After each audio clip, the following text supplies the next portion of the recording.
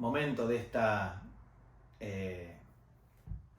este recorrido por el siglo XX argentino es el de la dictadura cívico-militar.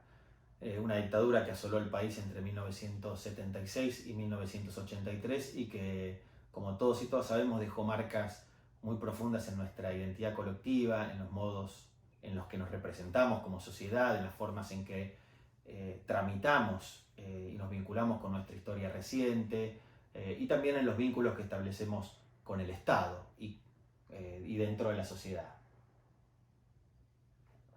24 de marzo de 1976 y 10 de diciembre de 1983 marcan un ciclo muy complejo de la historia argentina, un ciclo que a su vez requiere ser todavía pensado, problematizado, tramitado desde diferentes puntos de vista.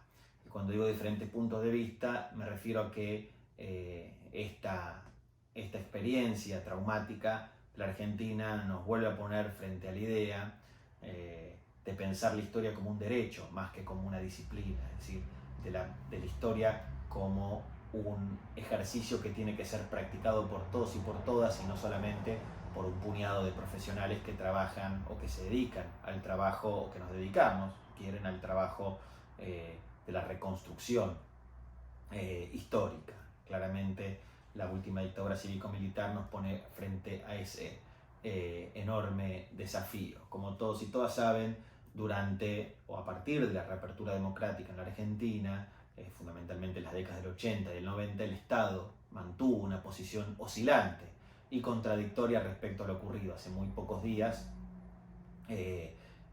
conmemoramos una nueva fecha del inicio del juicio a las juntas,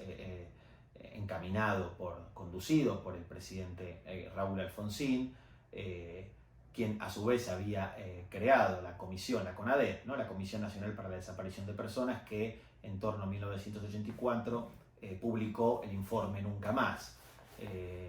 Un año después, en el 85, se promovió el juicio a las juntas.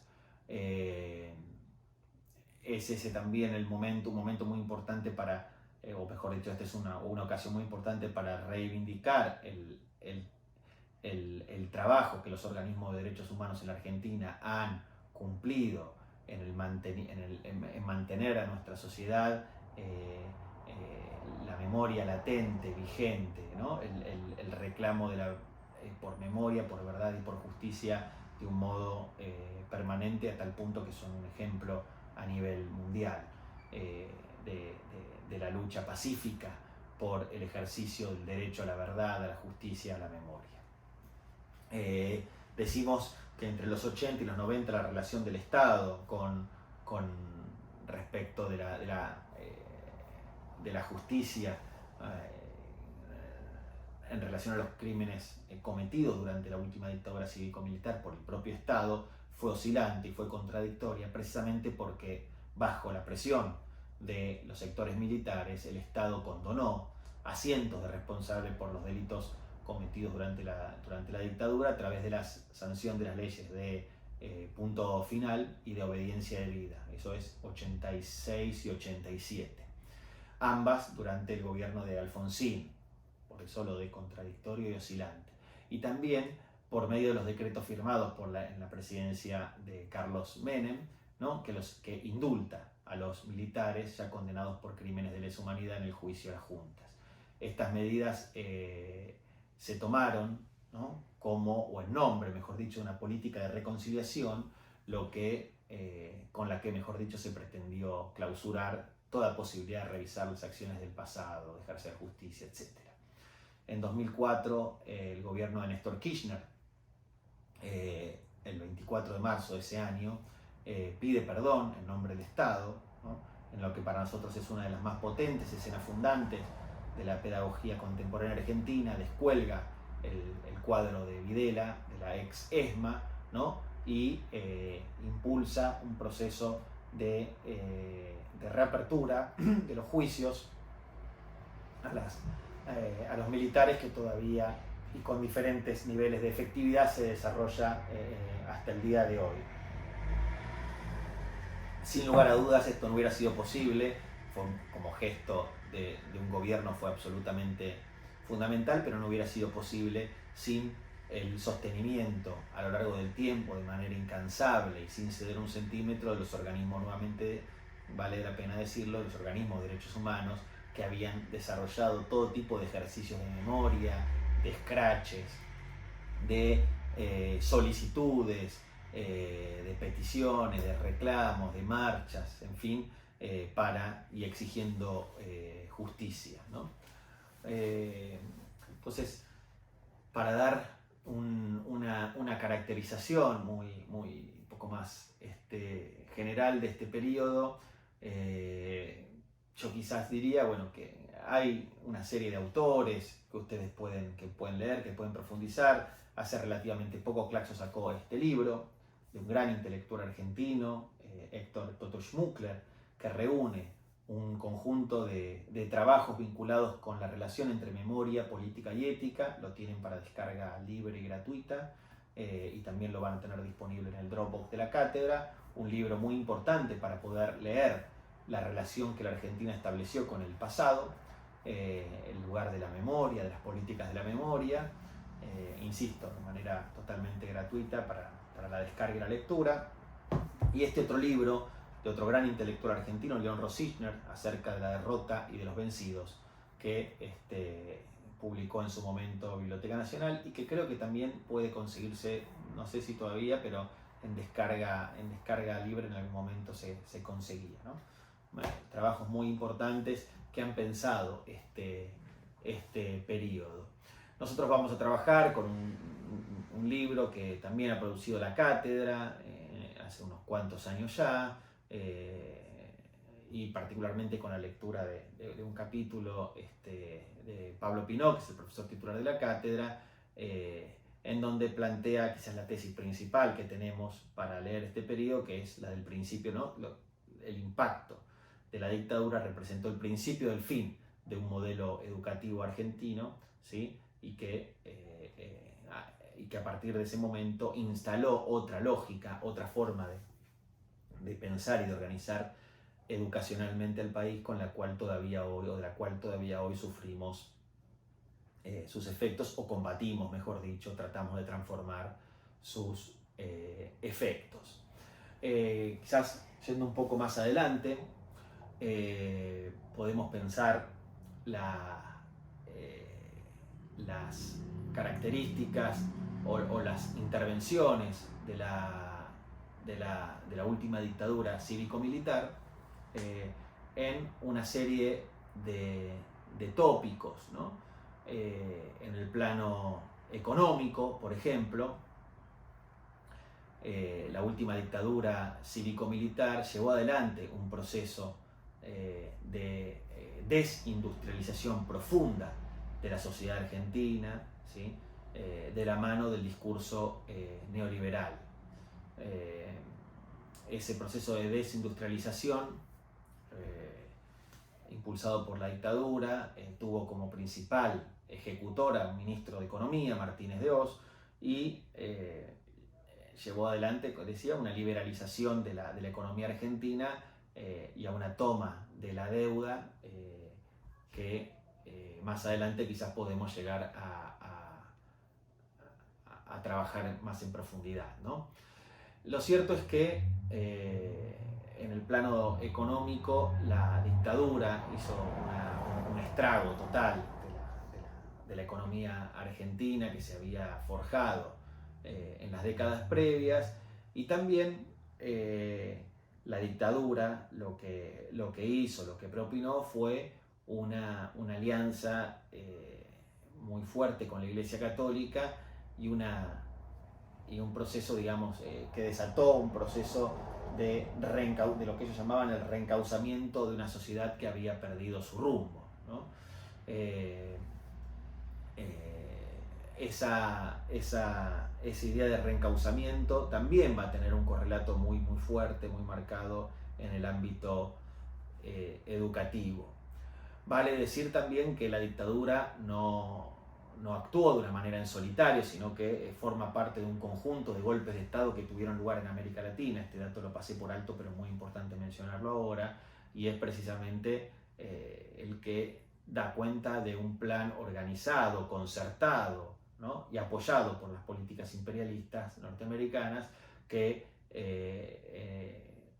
desde el golpe de Estado de Pinochet, como decíamos en el capítulo anterior, en Chile, ¿no? Y golpe de Estado que se extendió entre el 73 y el 90, en Bolivia entre el 71 y el 78, en Uruguay entre el 73 y el 85, en Honduras, ¿no? Los países centroamericanos también entre el 72 y el 82, y en Ecuador entre el 72 y el 79, ¿no? Le dan a este fenómeno una impronta muy, digamos, una escala regional. Hay una institución que se denominó el Plan Cóndor, ¿no? A través del cual se organizó y se orquestaron estos golpes, se formaron militares en lo que se denominó la Guerra Sucia. Se los formó en tácticas vinculadas con la tortura, ¿no? Para extraer información, para producir delaciones, etcétera, etcétera. Decíamos, ya hablamos entonces del papel de la Iglesia Católica, de esa reivindicación que hizo la Iglesia precisamente de un ser argentino, ¿no? Como una clave fundamental para poder reeducar a la sociedad, y que nos recuerda, por otro lado, que la sociedad, que los militares no actuaban en solitario.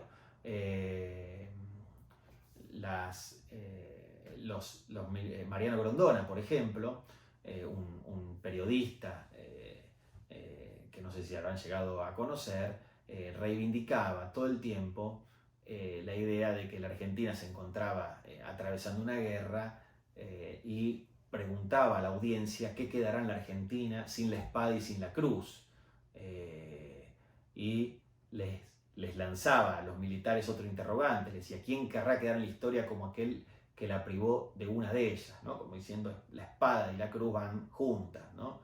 En una idea también, una representación que los propios militares hacían de la historia argentina. Es decir, la patria había nacido con el ejército y con la iglesia, ¿no? Hacían una lectura, por cierto, bastante parcial de la Revolución de Mayo, y decían: las dos grandes instituciones que estuvieron apoyando ese momento fueron la iglesia y el ejército,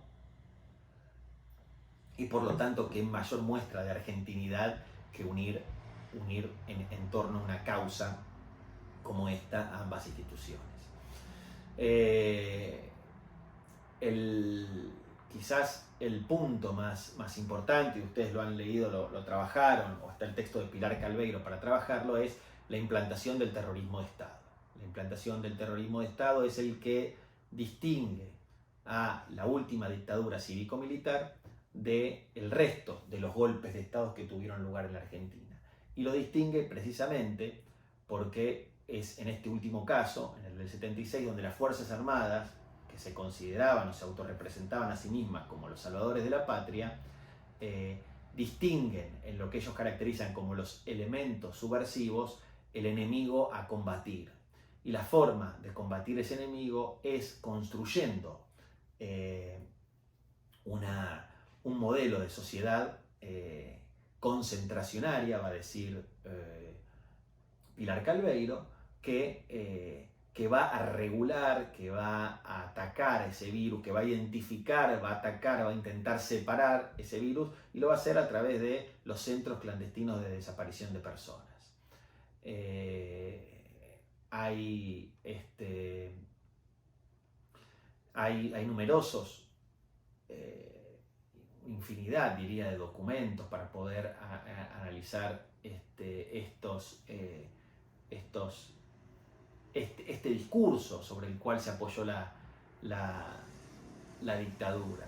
Pero bien vale quizás volver a esa idea de Pilar Calveiro, ¿no? De las sociedades concentracionarias como una forma de ejercicio del poder, que se basó, y por eso de ahí viene lo del terrorismo, en en infundir el terror en la población, ¿no?, como un modo de control social, ¿no?, y del poder desaparecedor que estaba asociado a esa ciudad concentracionaria a través de las acciones de los grupos de tareas, ¿no?, que actuaban completamente al margen de la ley. Esta representación breve, de la breve, acotada, ¿no?, del último periodo de la historia argentina que nosotros vamos a analizar, concluye con